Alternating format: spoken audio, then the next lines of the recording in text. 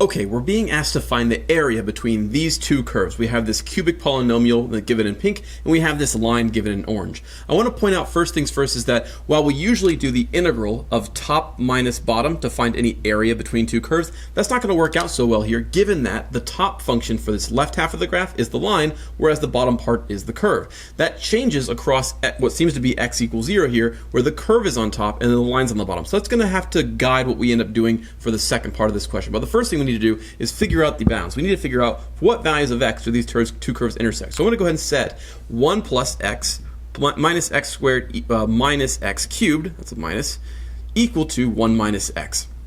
Let's subtract the 1 from both sides and add this negative x over to end up giving us 2x minus x squared minus x cubed equals 0. At this point, I'm going to factor out a negative x from this because you'll see why in a moment. I like my coefficient of my leading term to be positive. So when I factor out a negative x, I have negative x times x squared plus x minus 2 equals 0, and this I can factor out. Notice that the coefficient of x squared is now positive 1, which makes it really easy for me to factor. So I'm going to have x plus 2 times x minus 1.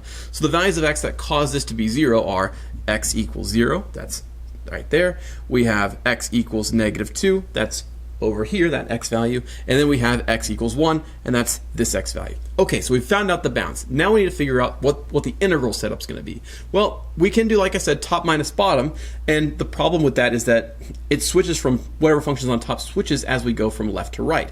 But we can kind of escape having to deal with figuring out the order in which we put top and bottom if we just use absolute value. So we're just going to say absolute value of f of x minus g of x. And you know what? It doesn't matter whether I put f minus g or g minus f here because I have absolute value. So I'm not really worried if I get a negative number from this because absolute value takes care of it. The bounds on this case will be from negative 2 to 1 because this is our leftmost x value up to our rightmost x value. Okay, so that's the actual setup. But performing the integral is actually a little bit more trickier. We actually have to separate this into the integral from negative 2 to 0 because that's where we have the line on top of the cubic. Then we have to separate that from the second half where we have the cubic on top of the line. And that will be from 0 to 1.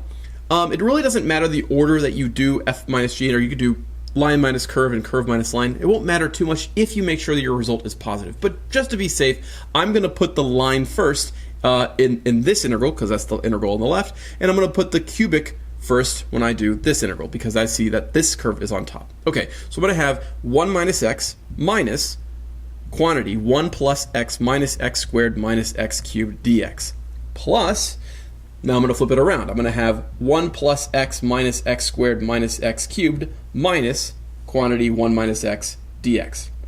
Okay, I'm going to clean these up before I actually do the evaluation of the integral. 1 minus 1, those cancel. I end up with the integral from negative 2 to 0 of negative 2x plus x squared plus x cubed dx. When I integrate this guy, I'm just going to save you guys some time. This is going to end up being, I think this is 8/3. Yeah, if I integrate this guy, plug in 0, plug in negative 2, and find the difference, I end up getting 8/3 from this integral. When I do this integral, and again, I could simplify this a little bit, clean it up, and call this 2x minus x squared minus x cubed. And when I integrate this guy, I get 5/12. So this contribution from the integral gives me 5/12. This contribution gives me 8/3. Add them together to get my total area. 8/3 is better known as 32/12. Plus 5/12 is 37/12. And that is your final answer.